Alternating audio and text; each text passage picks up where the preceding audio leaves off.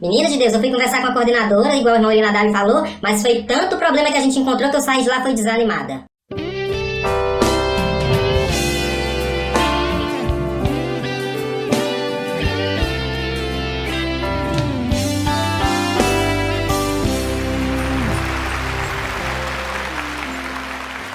Sejam bem-vindos à nossa série Componentes que Faltam.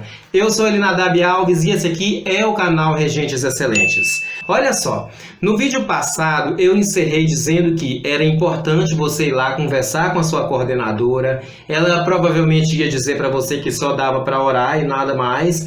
E aí eu te dei uma série de assuntos para você discursar com ela para que essa conversa tomasse um caminho, criasse uma forma. Só que aqui mora uma situação que vocês precisam ter um certo cuidado. Quando a gente se coloca a pensar sobre essas coisas, entra em ação aquela capacitação que Deus nos deu, aquela da unção que eu falei lá no início desse canal. É essa capacitação que vai permitir algumas conexões no seu cérebro, alguns ângulos de olhares e vão fazer com que surjam as possibilidades para resolver os mais diversos tipos de problemas que acontecem dentro do seu conjunto. Entretanto, não pensem que é tão simples assim. A Bíblia tem um versículo dizendo que um dia anuncia outro dia, um abismo anuncia outro abismo. E é algo muito parecido com isso que acontece quando você começa a entrar em contato com as deficiências dentro do seu conjunto. Você se lembra de um problema, você entende aquele problema e você percebe que esse problema só está acontecendo porque existe esse outro aqui. E agora não é mais um, são dois. E esses dois problemas só estão de pé porque existe um outro terceiro e você vai anotando e quando chega no final da conversa você percebe uma série enorme de coisas que precisam ser corrigidas. É aí que muitas pessoas erram. Tem pessoas que olham grosseiramente para aquilo, perde o equilíbrio, perde a sensibilidade e numa tacada só ele quer resolver tudo. Errado. É preciso que tanto você, quanto a sua coordenadora, quanto a sua secretária entendam que precisará haver um processo de construção. E nenhuma construção que pretende ser sustentável é feita da noite para o dia, no vapo, na pancada. Tudo é um processo. Deixa eu te dar um exemplo que é para clarear aí na sua mente o que eu estou dizendo. Quando Deus chegou aqui no mundo e quis executar o projeto de criação desse nosso universo, possuindo os atributos que o nosso Deus possui, ele poderia simplesmente chegar e não haja só fazer com que tudo isso acontecesse. Mesmo assim, ele preferiu fazer as coisas seguindo um processo. E a Bíblia fala que no primeiro dia Deus fez uma determinada coisa, no segundo dia Deus fez uma outra coisa. A Bíblia fala que sempre que ele terminava um processo, ele dava uma verificada e concluía que aquilo era bom e aquilo se mantinha dessa forma. E toda a criação de Deus foi feita seguindo um processo. Se Deus, que é portador de todos esses atributos, e Ele pode fazer tudo da forma como Ele quer, se Ele próprio prefere fazer as coisas seguindo um projeto de construção, por que eu e você, que não somos portadores desses atributos, vamos querer resolver tudo da noite para o dia? Não vai funcionar. De que é então que eu preciso tranquilizar vocês? Quando vocês pegarem aquela lista enorme de coisas e de problemas e de questões que vocês foram entendendo ali no meio do conjunto, por que disso, por que daquilo, aquelas questões, entendam que isso não tem condição de ser resolvido da noite para o dia. Existem conjuntos que estão formados há 25 anos, outros estão formados desde que a igreja foi fundada há 50 anos e muitas coisas ali, apesar de não estarem acontecendo da melhor maneira possível, estão subsistindo a todo esse tempo.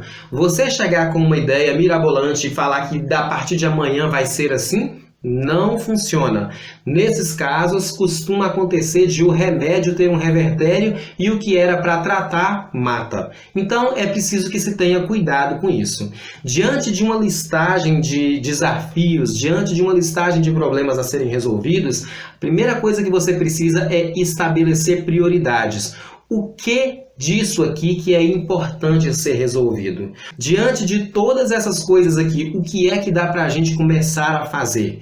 Quais são os pequenos ajustes que a gente vai fazer aqui e que farão parte de um todo amanhã? E para vocês começarem a dar os primeiros passos na resolução desses problemas que vão resultar numa frequência maior aí nos seus ensaios, você vai precisar conceber o significado de uma palavrinha muito importante. Na minha mente, por exemplo, eu afirmo para vocês, demorou muitos anos para isso começar a fazer sentido.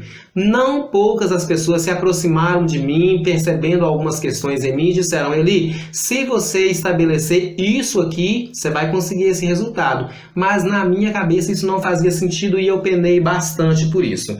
Várias áreas da minha vida, inclusive, foram danificadas, terrivelmente danificadas, por eu não conseguir captar o significado disso e a importância disso. Uma palavrinha mágica que a gente chama de meta. O que é meta? Meta é um objetivo. Meta é algo diferente de um sonho. Quando você olha para o seu conjunto lá no dia do ensaio e fala assim, não vejo o dia em que isso aqui esteja lotado, eu quero muito que esses bancos se encham, isso é um sonho. Diferentemente disso, o dia em que você conseguir conceber o pensamento, a minha taxa de frequência hoje é de 45% e daqui a 2 meses eu quero estar em 53%, isso já não é mais um sonho, isso é uma meta. Sonho é uma coisa sem forma, sem prazo, sem um compromisso. Meta tem tamanho, tem distinção, tem data, tem prazos. É essa a diferença. Se isso não fizer diferença na sua mente, se você não conseguir encontrar lógica nisso, dificilmente você vai conseguir vencer essa questão aí dentro do seu conjunto. A chance de você ficar lastimando e lamentando e reclamando e cada vez mais pessoas faltando é muito maior do que você ter esse problema resolvido. Então, eu recomendo que você busque o quanto antes fazer com que sonhos e metas tenham significados bem distintos e que todos esses significados façam sentido na sua mente. Você tem que encontrar a realeza desse sentido para isso começar a ter produção aí no seu conjunto. Combinado assim? Pronto. Sabendo então que é necessário criar uma meta, quais são os elementos que precisam existir para que isso seja uma meta de fato e não seja só uma ilusão da sua mente? Eu vou te dar 5 características que precisam existir nessa meta, precisam existir nesse projeto para que isso comece a resolver aí dentro do seu conjunto. Se você não tiver aí agora com uma canetinha e um papel para anotar, eu recomendo que você faça isso imediatamente porque é importante. Primeira coisa, precisa ser algo que te motiva. Você não pode criar uma meta de algo que quando você lembra daquilo não faz o menor sentido. Por exemplo, digamos que você tem aí uma taxa de frequência de 45% e você estabeleceu que daqui a 2 meses, quando você voltar a conversar com a sua coordenadora, você quer ter pelo menos 50% de frequência. Se esse aumento de 5% não for algo que te deixa feliz, não for algo que te deixa alegre, esquece, a sua meta é boba, ela não faz sentido, ela não tem um motivador, ela não tem um elemento que te faça ficar alegre quando isso acontecer. Se não tem, muito provavelmente você não terá ânimo para trabalhar em cima dessa meta. Então, quando você for criar a sua meta, pense nisso. Ela precisa ser algo que pensar no resultado dela vai te deixar feliz e motivado. Caso contrário, nada feito. Segunda característica que precisa ter. A sua meta precisa ser inteligente. Não adianta você sentar com a coordenadora, sentar com o dirigente, sentar com o pastor, seja lá com quem for, e desenvolver metas tolas, metas que a inteligência passou a 345 km de distância. A sua meta precisa ter inteligência. E esse assunto é um pouquinho longo e eu vou deixar ele aqui à parte, tá? Se esse vídeo não ficar muito longo, eu vou detalhar para vocês o que é uma meta inteligente. Se ficar longo, eu coloco um vídeo amanhã falando o que é uma meta inteligente, tá bom? Próxima característica, a sua meta precisa ser escrita. Não existe, gente, isso foi um negócio que demorou tanto a entrar na minha cabeça, tanto que eu tô com 40 anos e faz apenas 3 anos que isso isso começou a fazer sentido na minha cabeça. E muitas áreas da minha vida começaram a ser modificadas, brutalmente modificadas, depois que eu entendi isso. Metas precisam ser escritas. Tem que ser escritas, você precisa ter o hábito de colocar isso no papel. Provavelmente você já viu gente na internet contando que ele escreveu um determinado sonho em algum lugar e passou um tempo aquilo aconteceu. Certamente você já participou de campanhas na sua igreja onde foi solicitado que você escrevesse uma carta, que você escrevesse ali um depoimento de algo que você queria muito que acontecesse. E talvez, assim como eu, você tenha ignorado isso durante muito tempo. Esse é um assunto que eu, infelizmente, já questionei muito, achava uma coisa muito boba, muito sem sentido, até que eu consegui encontrar os porquês disso, através de estudos, através de pesquisas, através de outros cursos que eu fiz, muitos desses estudos, inclusive, sem ligação com a igreja, mas eu fui entender o que existe por trás, como é que o seu cérebro interpreta uma coisa que é escrita, como é que o seu cérebro interpreta uma coisa que está só nele. Tudo isso faz parte de elementos que são capazes de alterar completamente o curso da história de alguém. E quando eu aprofundei nisso, percebi inclusive que existem estudos científicos que provam que quando você coloca uma meta no papel, quando você desenha um sonho seu no papel, quando você coloca ali os requintes dos detalhes daquilo que você sonha, aumenta-se em até 70% a possibilidade de isso vir a acontecer. O quarto elemento que precisa existir dentro de algo que você vai chamar de meta é um plano de ação. Aqui mora um problema que eu acho que daria para a gente falar 5 meses a respeito disso, porque esse é um problema gravíssimo dentro da maioria dos conjuntos. Quando você está trabalhando no meio de uma liderança, ladeado por pessoas que devem trabalhar ou que deveriam trabalhar seguindo o mesmo endereço, o mesmo propósito que você está seguindo, teria que ser inconcebível a ideia de essas coisas ficarem só na cabeça, só nas mentes das pessoas. Isso não faz o menor sentido.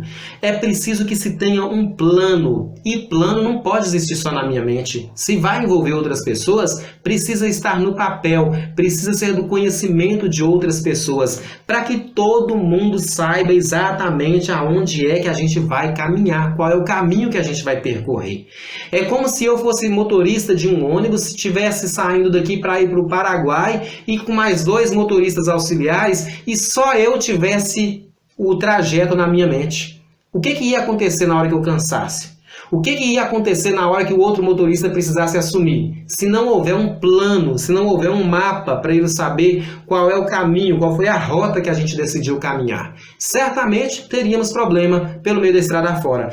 Muitas coisas dentro dos conjuntos acontecem porque não existem planos de ação. É a coordenadora que inventa fazer o chá de mulheres, mas o negócio está só na cabeça dela. É a dirigente que inventa fazer lá a campanha da oração e etc e tal, mas o negócio funcionou só na cabeça dela, ninguém mais soube de nada.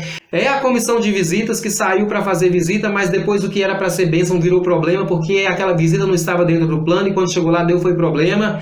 É uma quantidade de coisas que acontecem por falta de um pedaço de papel e por falta de uma caneta que eu não consigo entender. Realmente não consigo entender como é que Meu Deus! E o quinto elemento que precisa constar nessa sua meta é a forte vontade de não desistir. É a vontade de fazer tudo o que for necessário para fazer aquilo acontecer. Queridos regentes e coordenadores de conjuntos desse país abençoado que a gente chama de Brasil, se todas as metas que vocês forem definir para os conjuntos de vocês aí nas suas igrejas, se elas estiverem embasadas nesses 5 elementos, todas as chances possíveis disso acontecer existem. Fora disso, provavelmente você vai ter problemas. E se amanhã você ter problemas em metas que não estão amparadas nesse tipo de base e você falar que é o inimigo, eu vou dizer que não é. Se você falar que é luta, eu vou dizer que não é. E se você me perguntar o que é, eu vou dizer que é falta de organização. Ah, Eli, eu entendi tudo, mas eu queria mesmo que você falasse um pouquinho mais sobre a meta inteligente. É claro que eu vou falar, mas para te explicar o que é uma meta inteligente, eu vou gastar pelo menos uns 10 minutos. Então esse vídeo vai ficar muito longo. Você promete que vem amanhã? Se você vier amanhã, 9h30 da manhã, eu estou aqui e eu vou detalhar para você o que é uma meta inteligente. Você vai gostar e você vai se apaixonar quando você descobrir que você dá conta de criar uma meta inteligente. Espera só para ver. Até a próxima. Tchau.